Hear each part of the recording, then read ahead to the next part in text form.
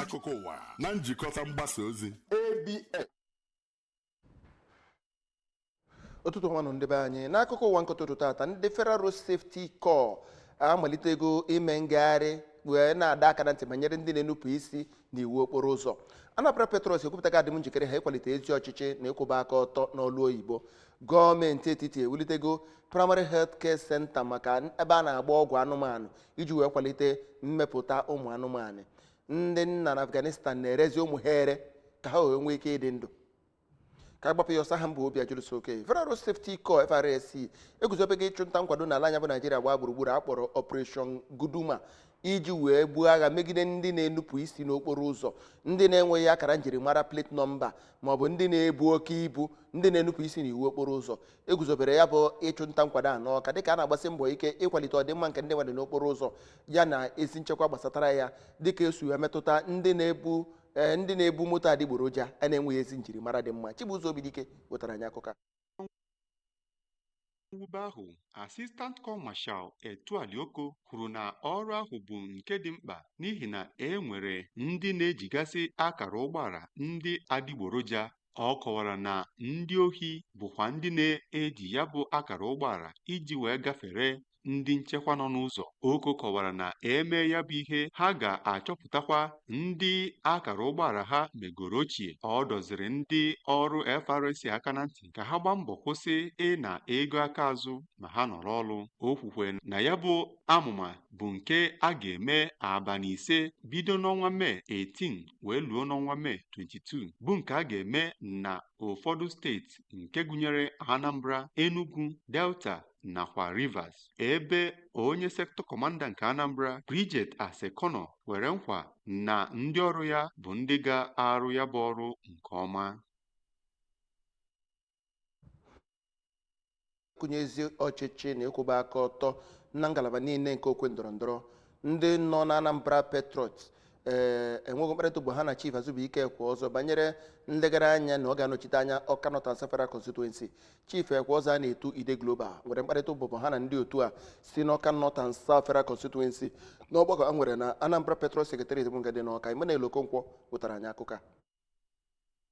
Iche onye ji ọkwa onyeisi ya bụ otu bụkwazi kọmishọna na-ahụ maka Olungo na steeti a bụ Architect Oke Ezeobi ya na onye ji ọkwa National Chairman nke ya bụ otu bụ Chief Damian Enekwechi kwuru nnọọ na ya bụ otu bụ nnọọ nke kwudosiri ike ma nwee mkpebi ịhụ na enwere ezi ọchịchị n'obodo a bụ Naijiria, ọkachasị na Anambra steeti site n'iso wee rọpụta ndị ndu bụ ọdịmma ndị mmadụ n'obi oge ọbụla. N'okwu nke ha, ndị ji ọkwa kọdinetọ na-ahụ maka Petros na mpaghara Awka South 1 bụ Maazị Charles Nweke, na mpaghara Awka South 2 Maazị Uche Nwaọcha nakwazi na mpaghara Awka North bụ Maazị Samuel Okoye toro nnọọ Chief Ekweọzọ maka mbọ dị iche iche ọ na-agba ịhụ na ọ dịrị ndị mmadụ na mma ma kọwaa ya dịka onye tozuru oke ịnọchite anya ndị Awka North nakwazi Awka South ma mee ka enwee mmepe pụrụ iche na mpaghara ndị ahụ. Ka ọ na-ekwuzi okwu na ya bụ ihe mmemme, Chief Ekweọzọ kwupụtara na mkpebi ọ nwere ịzọ ya bụ ọkwa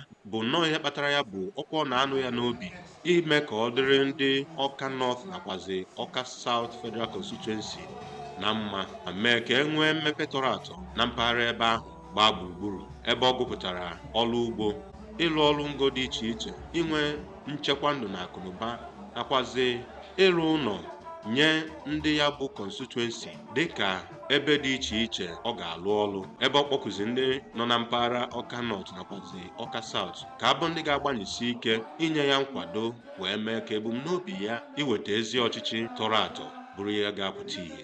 Ịfụnanya m wee bụ ụmụnne m na Awka South a na-ahụ nje megịrị ruo ụlọ, onwere ọkwa a na-azọ sinsi mbara apụ ka a ga-asị na my capacity ịnụrụ elu. After all, cannot do without the dog. So busy and across the board. My support will be recorded. Open opportunity to represent people at Obacha. Abom Emmanuel Okonkwo.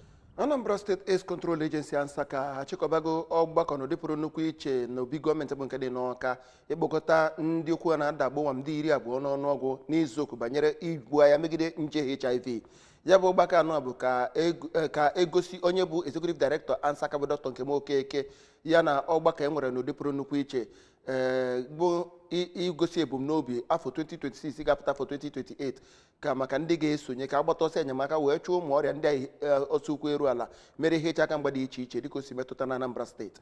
N'okwu ya Dr. Okeke kelere ndị sonyere maka oke nke ha tinyere n'izu okwu banyere igbu agha megide nje HIV ya na adịm njikere inwe ezi mmekọrịta. Ọ kwuru na SSTSP 2026 pụtara 2028 bụ afọ atọ ewepụtara ka e wee gbuo agha megide nje HIV, ịgwọ ya agwọ ya na ịchịkọba otu oge si dị na Anambra steeti. Ndị okwu ha na-adagbu kelere ya bụ usoro na-eso na ijikọta aka ọnụ kwalitekwanụ ịkụnyezi mkpụrụ dị mma ka e wee gbuo agha megide ya bụ nje HIV na steeti a. Gọọmenti etiri na mbọ a na-agba ịkwalite ịdị na-emepụta ụmụ anụmanụ alụgokwanụ primary health care center maka ụmụ anụmanụ na Lagos nakwazi Ogun steeti. Ya bụ ebe a bụ nke dị na Epe area dị na Lagos na Ijebu Igbo dị na Ogun steeti. Ọ bụrụ mbọ ụlọọrụ ministri na-ahụ maka ụmụ anụmanụ na-eme iguzobe ebe dị 774 bụ primary health care center maka ụmụ anụmanụ na kansụl ime obodo niile enwere na ala anyị. Na nhafe ya bụ ebe na Epe, minista na-ahụ maka ụmụ anụmanụ bụ Idi Mukta Maiha, onye nnọchite anya bụ Director Animal Health and Reproductive Services Dr. Alao Michel kwuru na ya bụ atụmatụ anụ bụ ka ekpokọta ebe niile a na-agba ọgwụ ụmụ anụmanụ nso ka ọ dị nso ka e wee kwalite ibu agha megide ụmụ nje dị iche iche ndị ụmụ anụmanụ na-ebute ya na ijikwa ụmụ anụmanụ nke ọma. O mere ka mata na nchịkọta aka ọnụ anụ a ga-akwalitekwanụ mmepụta ụmụ anụmanụ kwalitekwanụ ka nri gbaka arụ n'ala anyị bụ Nigeria. N'okwu gwara ndị ntakọ Deputy Director Information and Public Relations n'ụlọọrụ ministri ahụ Hereto Okonko kwuru na mmemme anụ bụ nke na-emejupụta na agba na agba na steeti 27 n'ime ha bụ nke edebegoro ọnọdụ otu kwesịrịnụ dịka ọ metụtara Sokoto, Niger, Enugu, Ondo, Borno, Adamawa na Edo steeti. Ose nwetara na Afghanistan na-ekwu na ndị nnazi na-agbazi mbọ na-enu ezi onwe ha irezi ụmụaka ha ere ka ha wee dị ndụ dịka o wugoziri onye ọbụla anya. Narị kwuru narị ụmụ nwoke na Chachanyara bụ isi obodo Gor province na Afghanistan nọzi n'akụkụ okporo ụzọ na-ene anya na otu onye ga-abịa nye ha ọlụ ma ọ bụ here otu nwa here ka ha wee nwee ike iri nri kwa ụbọchị. Na-eme ka amata mana ya bụ ihe ịga nke ọma nọzi na obere ọnọdụ. Afghanistan ụbọchị taata a na-eme ka amata na mmadụ ịtọ n'ime mmadụ na-enwerozi ike irinwu nri dịka United Nations wee chọpụta enweghị ọlụ karịzịrị akarị, ọnọdụ ahụike dị egwu, enyemaka dịrọkwụzi maka nde kwuru nde ndị mmadụ nọ n'ajọ ọnọdụ.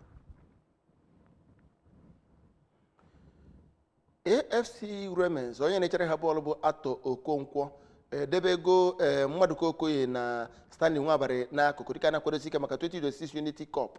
Ya bụ nwa amadi gbara afọ 24 ewere gozie ọnọdụ dịka FIFA nyere ọnwa abụọ n'ọnwa gara aga kwuru na onye a nwere ike isoro ndị Super Eagles mpi na tupu ọnwa anyị nọ n'ime abịa n'isi njedebe. Arapụrụ Okonkwo nọrọ ana na asọmpi 5 na West Brom Championship. Coach Abufie Paxson chọrọ ka Danny Walsh wee chee maka na ha enweworo ozi ike ime nke ọma na play-off. Na-eme ka mata na onye na-echeburu ndị Arsenal bọọlụ kwuru na ya chọrọ ichere Super Eagles n'oge na-adị anya. O kwenyere na ya ga-eme nke ọma ruo ike zọkwanụ ya bụ akwa n'aka Mmaduka Okoye nakwazi Stanley Nwabali n'ụdị pụrụ iche. Sonyere anyị n'akụ ụwa na mmemme ndị ọzọ anyị na-eme webụsaịtị anyị www.absradiotv.com, YouTube chanel anyị ABS Radio Television. Sonyere anyị na Facebook ABS Radio Television, Instagram ABS Radio TV.